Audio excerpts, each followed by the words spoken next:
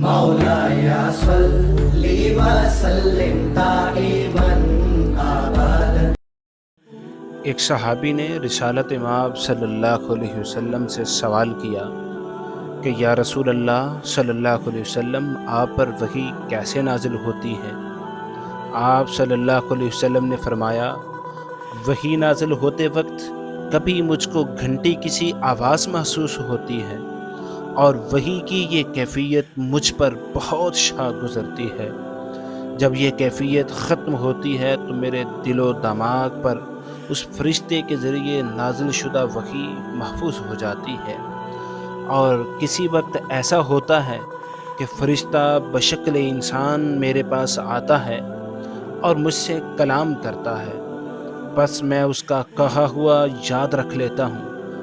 حضرت عائشہ رضی اللہ تعالیٰ عنہ کا بیان ہے کہ میں نے سخت کڑاکے کی سردی میں حضرت صلی اللہ علیہ وسلم کو دیکھا ہے کہ آپ صلی اللہ علیہ وسلم پر وحی نازل ہوئی، اور جب اس کا سلسلہ موقوف ہوا تو آپ صلی اللہ علیہ وسلم کی پیشانی پسینے سے شرابور تھی۔